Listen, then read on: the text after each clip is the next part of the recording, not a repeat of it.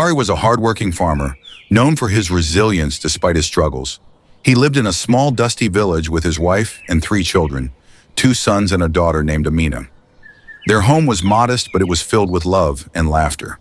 Tari's wife, a kind and devoted woman, sold fruits and vegetables at the market to support their family.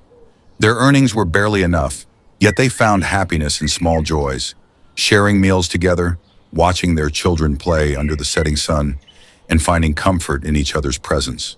Even in hardship, they were content, but the world around them did not share their simplicity. Tari's friends, once close, had grown distant. They were wealthier now and no longer saw him as their equal. At a village gathering, he approached them with a warm smile, hoping to reconnect. Instead, laughter greeted him. "Since you have no money to contribute, you may as well serve us," one friend mocked, handing Tari a pile of dirty plates. The others joined in, their eyes full of scorn. Shame burned in Tari's chest, but he swallowed his pride and left silently. That night he lay awake, the echoes of their laughter ringing in his mind. Tari buried his humiliation beneath hard work. He labored tirelessly in the fields, moving from farm to farm, hoping to earn enough to feed his family.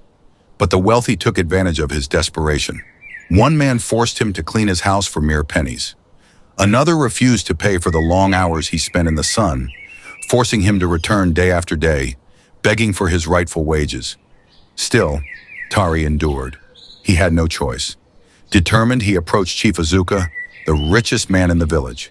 "I need work," Tari pleaded. "I will do anything." Azuka stroked his bearded chin, then nodded. "Harvest season is near. Bring your sons. There is work." For weeks, Tari and his boys toiled under the scorching sun, their hands blistered, their backs aching. When the work was done, Azuka handed him only a fraction of the promised pay. "The rest you'll get tomorrow," he said dismissively. Tari swallowed his anger. He had no power to fight back. The next day, when Tari returned for his wages, Azuka surprised him with a feast. He ate cautiously, confused by the sudden kindness. Then Azuka leaned in. "You work hard, Tari, but hard work alone will never make you rich." Tari listened intently as Azuka spoke of a way to gain wealth, through a ritual. "No bloodshed," Azuka assured him. "Only a small commitment to the gods." Tari hesitated, but when Azuka placed a bag of gold before him, his heart pounded. "Take this as a gift," Azuka said. "When you're ready for more, return." Tari walked home with trembling hands. That night, he showed the gold to his wife. "Where did this come from?" she asked, suspicion in her eyes. "Azuka," he whispered, then hesitated before revealing the offer. His wife's face darkened. "Wealth that comes easy is never free, Tari." But her words were drowned by the weight of his struggles. He had spent years suffering. Was this not an answer to his prayers? The next morning, Tari made his decision. Azuka led him deep into the forest, where an old man waited. Strange symbols covered the ground. Tari's hands trembled as the man handed him a small bottle of oil. "Rub this on your body," the old man instructed. "Tonight, you will be reborn." Tari obeyed. A warmth spread through him, a sensation both powerful and terrifying. When he opened his eyes, a pouch of gold coins lay before him. "This is only the beginning," the old man whispered. In weeks, Tari's life transformed. He bought land, livestock, and a grand home. Those who once mocked him now sought his company. He was invited to every feast, praised for his hard work. But his wife remained uneasy. She watched him closely, sensing the burden behind his smiles. "We have everything now, but at what cost?" she whispered one night. Tari had no answer. His old friends pushed him for his secret. They offered gifts, flattered him endlessly, but he remained silent. Yet whispers spread through the village. He was a beggar last month. How did he become so rich? Tari felt the weight of their stares. The joy of his wealth was fading, replaced by an unease he couldn't shake. Then the messenger arrived. "The gods require their final offering," the man said coldly. Tari's heart pounded as the old man's voice echoed in his mind. "The gods demand a sacrifice. Your only daughter, Amina." Tari staggered back. "No, there must be another way." The messenger's eyes remained empty. "If you refuse, you will lose everything. Your wealth, your sanity, and Amina's life." That night, Tari watched Amina as she played. She was his light, his joy. How could he do this? But the fear gnawed at him. He had climbed too high. Could he survive the fall? His wife sensed his torment. "Tari, what are you hiding?" But he couldn't tell her. She would never forgive him. For days he fought the battle within. Then on the fifth night, fear won. He prepared the potion and the black oil, just as instructed. He called Amina, his voice steady despite the storm inside him. "My child, drink this," he said softly. "It will make you strong." She trusted him. She obeyed. As the potion took effect, her eyes fluttered closed. Tari's hands trembled as he lifted her small body. Under the pale moon, Tari carried Amina into the forest. The clearing awaited. The old man stood before the symbols, the ritual ready. Tari knelt, his daughter in his arms. The final moment had come. Tears streamed down his face. His chest ached with unbearable grief. And then, he made his choice. Tari's hands shook as he laid Amina on the ritual stone. Her breathing was soft, her small body limp from the potion. The old man stepped forward, his cold eyes fixed on Tari. "The final step," he said, handing Tari a dagger wrapped in black cloth. Tari's heart pounded violently. He had come this far. His wealth, his power, his survival depended on this moment. Yet as he stared at Amina's peaceful face, memories flooded his mind.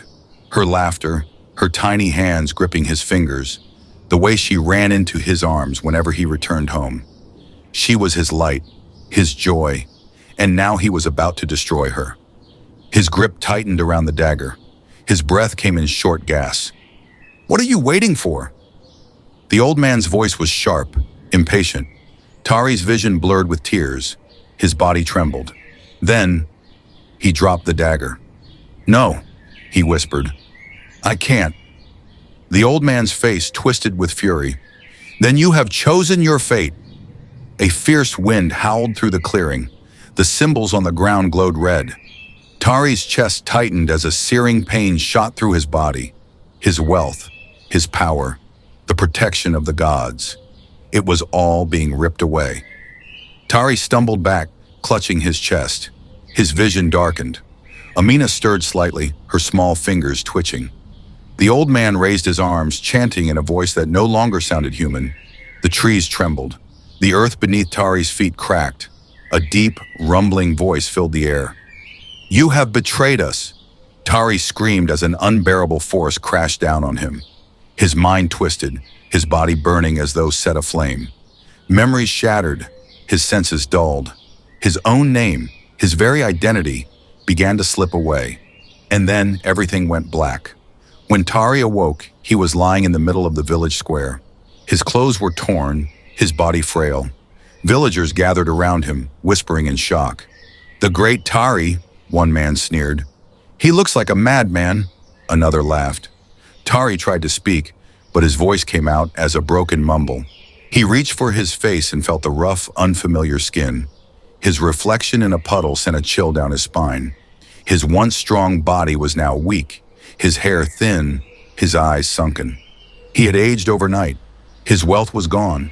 His land, his livestock, his grand house, all vanished. And worst of all, his family was nowhere to be found. Staggering to his feet, he ran through the village. His wife, his children. Where were they? He reached his old home, but strangers now lived there.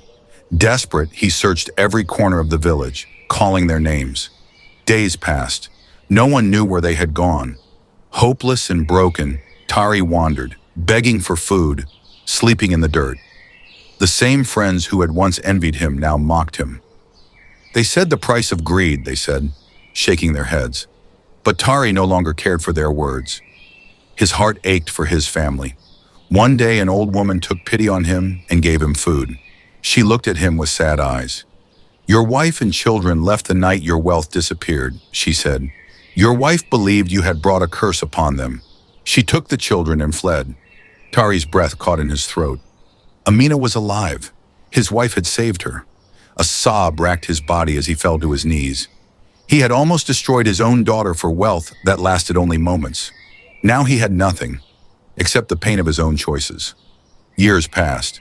Tari remained in the village, a man no one pitied, a man lost in his sorrow. Every night he sat by the river, staring at the stars, wondering where his family was, wondering if Amina had grown into a strong, beautiful woman, wondering if she would ever forgive him. But he knew he would never see them again, because some sins, no matter how deeply regretted, can never be undone.